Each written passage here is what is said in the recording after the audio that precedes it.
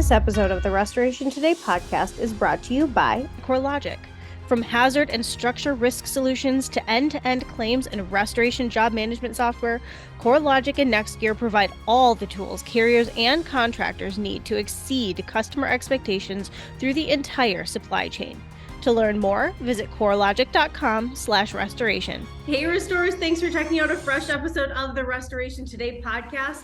Today, I'm excited to be joined by truly one of my faves in the industry, Sherry Rose. She is the CEO of Stellar Brands, which R1 is under that umbrella. If you're wondering what Stellar Brands is, Restoration One. She is a dynamo female leader in the industry and always a lot of fun to talk to. So I'm excited to have her back on the podcast to talk all things restoration, the trends that she's seeing, what's happening in franchising. And I always like hearing what's happening at R1 because they are different than the other franchise networks out there. And I love that. So Sherry, thank you very much for being here. I'm going to toss it over to you to have you introduce yourself for people who don't know you yet. Thank you for having me. It's so fun. I've looked forward to this. I love checking back in with you, and I love seeing you at industry events too. It's just like old home week. So glad to be back. So excited to be part of Restoration One. That's not changed in 3 years. Restoration One is part of a portfolio company, as you mentioned, part of the Stellar Service Brands. It was really the company that drew me to this whole fun endeavor. My history is with ServiceMaster. I was there for 16 years. Most of my time on the franchise side, the last 3 years at Terminix. And this just was a huge opportunity to get involved in something growing and young. And I love the industry and what we do and what we stand for. So it was an easy decision to get involved already 3 years ago, which is crazy to think about. So what does Restoration One stand for? You said what the brand stands for, and what are some of your big differentiators as a franchise in the space? It seems like there's a new franchise opportunity almost popping up every few weeks now at this point. It's such a big market and people trying to get in here because it's economic resistant and all those things. So what is it about Restoration One that makes it so unique? It really has to do with our mission and our values. For us, the customer in front of us is our customer, and we see everyone else as an ally. And I think that's really important when you have multiple interests at play with a customer. That's what makes this industry dynamic and complicated. Yeah. On a good day. So when you approach it that we're all allies, but the homeowner or the property manager in front of me is my customer, what drew me to the network and what just continues to keep me excited about the network is when you do that, it frees up a lot of energy to solve the problem. Mm-hmm. And I don't want to make it sound like we're not solving the problem in the industry. I think we are solving the problem, but I think the tension is around who is the customer. Yeah. And that for us in Restoration One is how we've answered it. And that's how we've positioned ourselves. But it's also how the franchisees locally see themselves. So it's aligned all the way through.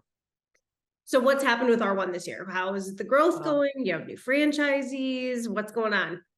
Been a great year. Again, a dynamic network. We had huge attendance at our convention this summer. And so it was just so great to get everybody together. We continue to make progress, great progress in solidifying strategy, improving execution, and really fine-tuning communication. I spoke at convention and used the word community, and I don't use it lightly.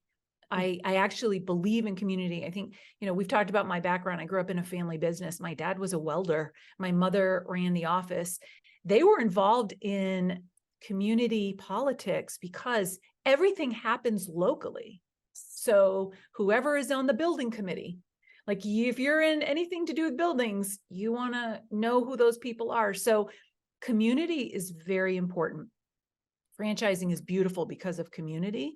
Any franchise network, it's really the power of the community, I think, is the secret sauce.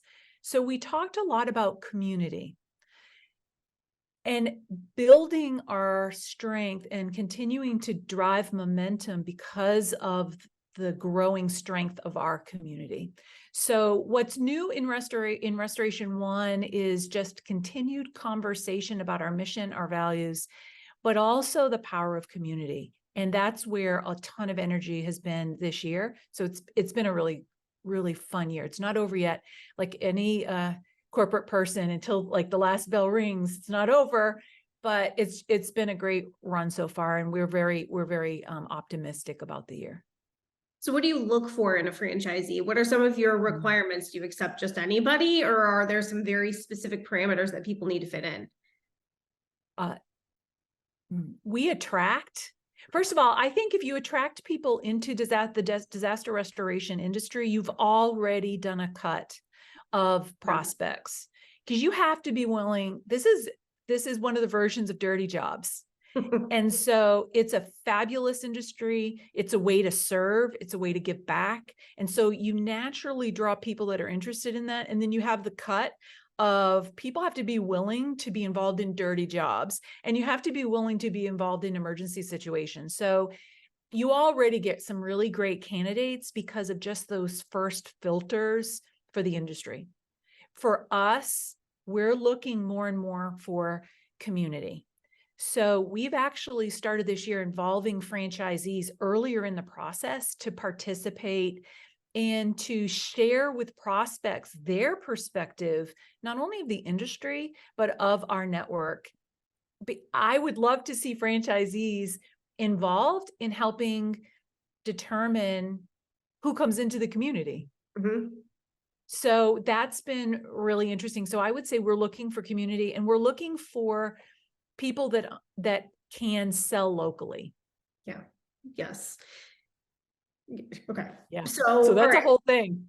So one of the big things, at least from the outside, that happened in R1 this year was some private equity coming in with one of the franchisees specifically, which that might have happened in other franchise groups. I've not heard of it as publicly as this happened. So I think I'm curious what that was like on the franchisor side, and what those conversations were like to agree to allow PE to come in, what that looks like now. Obviously, Scott, the franchisee, has major growth goals and has been a very successful franchisee, I think, since the beginning. So what was that whole process like to allow PE to come in when you're also a franchisor? We had to step back and think for a minute. I bet. And I can remember sitting around the table with really key stakeholders and the rest of the leadership team. And we had to actually step back far and think about, this is not new in other industries. Yeah. So there are other franchisors that have already gone down this path. And so I tapped some of my network, other people tapped some of theirs. We did some due diligence as far as how other franchisors in other segments have dealt with it. We really saw it as very positive, not only for Scott, but for our network. Vision setting, but also the vote of confidence in the model and for how valuable the model is. So that was a whole discussion, because, you know, from a franchisor perspective, we have to think about it from Scott's perspective, but we also have to think about it from the franchisor perspective and all the other franchisees, and then the industry. So after careful consideration of those things, we also met with the group Traction that invested with Scott. And we found them to be very good potential partners. Because for us, it was about a partnership, like almost like evaluating franchisees. Is this an investment partner for this franchisee that will be aligned and be a good support as we drive the brand forward? We were very impressed with Traction. Scott was very thoughtful in his due diligence and had been very careful in his own evaluation, and we could validate all of it. And so it went forward. I'll tell you what, it opened up kind of the world of possibilities to our franchise owners. It has opened up a world of possibility even further for Scott.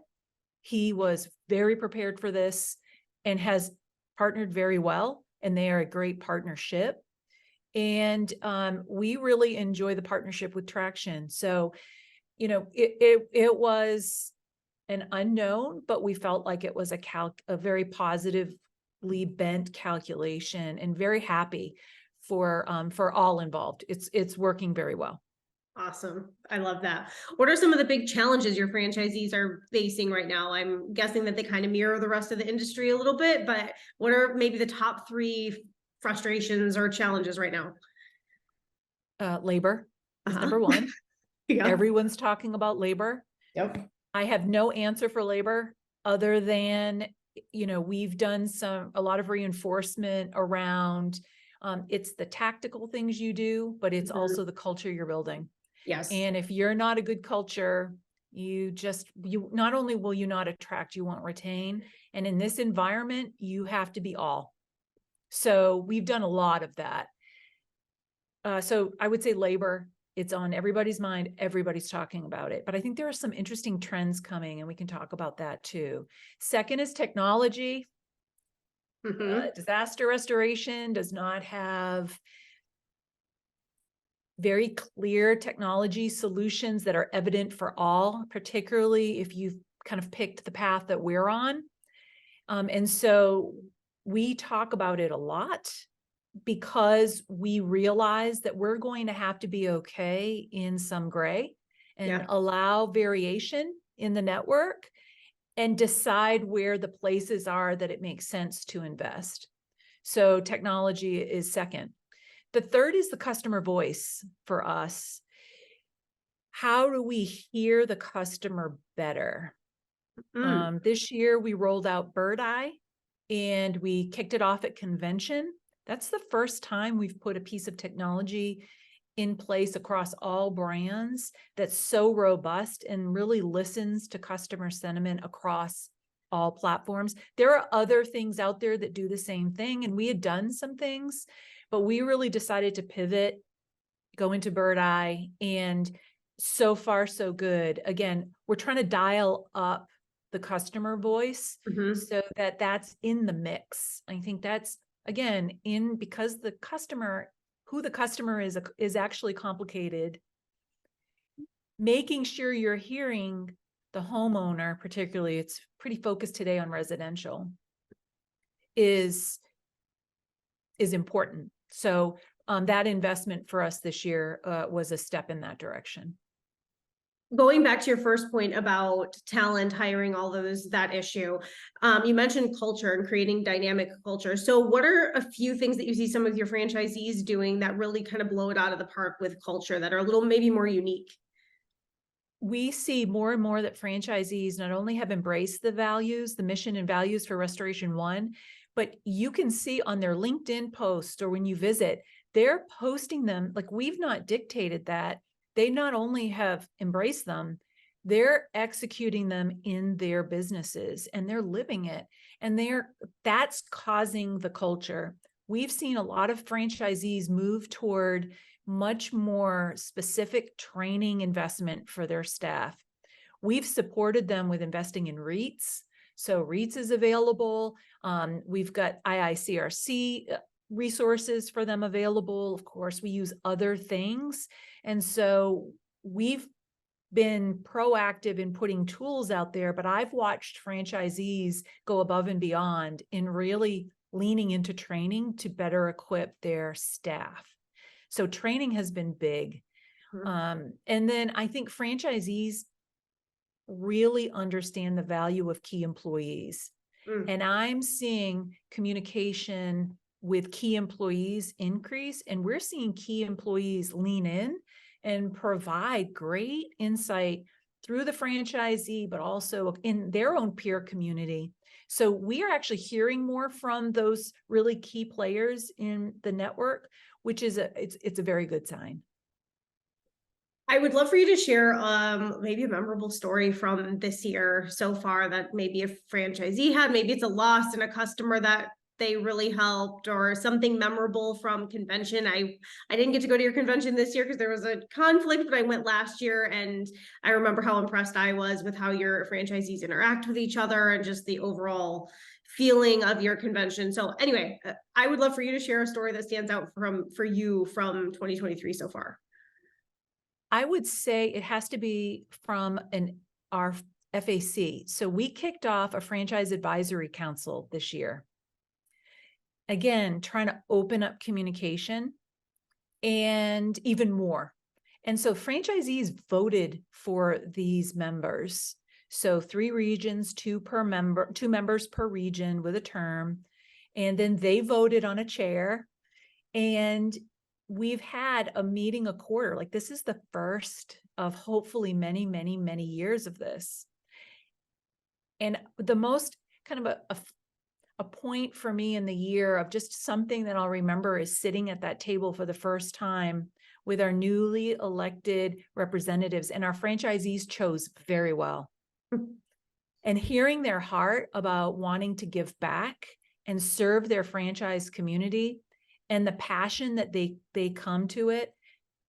You can be afraid of a franchise council. Like, that, like, when you open that door, you better be ready to listen and to be aware. And, they have been fabulous in being very engaged and respectful, but also very sensitive to the network and raising those issues or concerns or points of view in just very respectful ways. So I'm really thrilled this year with those gentlemen on this first kind of maiden voyage of our FAC. We just continue to get, we always, in restoration, you get so many incredible stories of just customer hero pieces. We've got 2 franchisees that have they're our newer franchisees that we got to recognize at convention for being rookie. Our rookie of the year had an incredible story out of DC. And this is someone who was within hours of shutting things down because he wasn't making any money, to an FC taking him under his wing. And he did what the FC said. And today he's well on his way over $1 million. And so from, depths of despair first year to second year, literally doing the system, doing the process, and just being so desperate that what else do I have to lose at this point? And it paying off such dividend. He is an incredible example. He drove by a huge college complex that I'll keep unnamed because, some of these, they don't want to know, they don't want it noted when they've had losses, but he drives past a college complex and the FC had said to him, "What are you driving past it for? Walk in." So he got his courage up, opened it, parked the car, got out, found the property management office. Like, how hard is that? Knocked on the door, introduced himself, and the property management was like, "Step back," like, what? And he has gotten so much work from that college. He's their first person they call. And all he did was, and the hardest part, parked the car, got out, looked for the door and didn't give up, and introduced himself. That is the hardest part. Gosh, isn't it? It is. It is. Those are the hardest parts of running and growing a business, I think. That's an awesome story. Are you finding that your franchisees across the other brands at Stellar are facing kind of the same challenges, or I'm sure that there have to be some differences here and there, but same overarching challenges? Same challenges. The only difference for Blue Frog Plumbing and Drain and Soft Rock is their industries have very obvious technology solutions. Yeah. So you just get more out of the box that you just put in place. And so we don't have as much technology challenge with those brands, but recruiting, customer voice, those are pretty much across all. Do you have more franchisees who own more than one brand under Stellar because they kind of work together? Not yet. We have people interested. We have a couple. I think these businesses are so young. It's probably young in life cycle. I wouldn't be surprised if over time you saw more and more. Yeah, I know that like restores are always looking for leads from plumbers and stuff like that. So that can be a natural kind of progression. So I was curious about that. Yeah, so we have a couple. So I was doing a little background stuff, and I saw that you have a degree in psychology, and I'm curious. I'm curious how that's played into you as a leader and how that background and foundation has morphed you into who you are today? I mean, you've been a high up leader in several big brands over the years. And so how has that psychology degree in the background played a role in that? Wouldn't my parents be happy to know that that degree paid off? Which I think they do, but you know, where are you going to be? Like, good question. I think that a little bit about from my experience growing up, but also from my early business experiences with all the mentors and great leaders I had exposure to, I think where psychology fits in is so much of leadership for me is aligning the talent of others. And so I find myself, and honestly, it hasn't been a challenge because I feel like I'm the only one that can do it. And it's more of a challenge because I'm a doer by nature. And so I've had to learn that where I can do, where it doesn't confuse things, and where others need to be put in the right place to do, and giving them the space to do it. So for me, the liberal arts degree that I got really has really equipped me in a way to, for me, I think one of my biggest job responsibilities is talent. And just the search for talent, once you've hired someone, it's only begun. Like, you have to keep digging, and you have to be willing to communicate, and sometimes hard things. And I think my education helped equip that. Actually, experience helps equip it all the way. I mean, I could tell you hilarious stories from my early years at Jenny Craig. And honestly, I was supposed to give really hard feedback to this really hard person. And my supervisor coached me. Are you set? I'm set. I went in, I didn't do it. She called me back. She said, did you do this? And I couldn't lie. I said, no. She said, okay, good. Do it again tomorrow. And I had to sleep with my eyes open all night thinking about the fact that I had to go back in and do it. So, you have a few of those experiences, you kind of toughen up, and you realize communication is your tool. And I find that today in leadership with franchisees. This is not a branch organization. I do not make leadership decisions within their businesses, but I am here to cast vision, to inspire, to drive action. And you have to do that with good talent and good communication. And so all of this is kind of worked together, I think, for that. And I don't have a stomach to fight with everybody. I really don't. I'm just like, you know what? We're all aligned. Yeah. We all want the same thing here. We need top line. We need bottom line. We need happy customers to do it. We can all get to a rational place. We can. I love your story about at Jenny Craig, having to communicate. I've run into that. My degree's in public relations, and I've found as a leader that I've put a PR spin on my tough conversations sometimes, and then the message is missed if you're not delivering it clearly and concisely. It's like, no, Michelle, you don't get to PR spin your business conversations all the time. So I don't know, we do these things and we learn as we go, right? But okay, anything else that you want to share, talk about? Anything we haven't touched on? No, we've kicked off 2024 strategic planning. So we had a really robust process last year that's been very effective for us. And we're all that much smarter, right? So we laid the track, so it was less painful. And we're just very eager to get things on the board for 24 already, which is nuts that we're already talking about it. But yeah, the planning has already started with we just got our annual FBR survey results. We've had our FAC weigh in, just gathering all the information.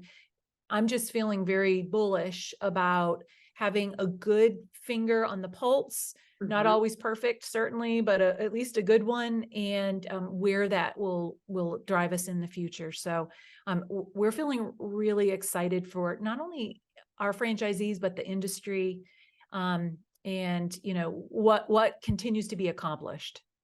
You have any big goals for 2024 that you want to share, or maybe not yet? It's a little early, but we're talking a lot about AI. Yeah. In the technology piece, I said to someone recently, she asked me, how do you feel about AI? I said, look, some days I feel like I should be running away from it. Mhm. Should I be running toward it? And she's like, you have to run toward it. So, we're really challenging ourselves. I don't know how it's going to pan out, but with where can AI fit appropriately to increase efficiency and productivity? Yep. I know that it's not going to fix a leaky pipe, or dry a wall. I know that. But where does it have a place? And that's what we're thinking about as just a part of 24. Like where can we be very thoughtful and put it in some places and see, do we gain efficiency or productivity? That's a great thought. I agree. I feel like that's like the number one topic in the industry right now. We're going to do a webinar at the end of the year talking about AI and what's coming. And I know CoreLogic and a lot of the big companies are working on a lot. So we'll see what happens. Yeah.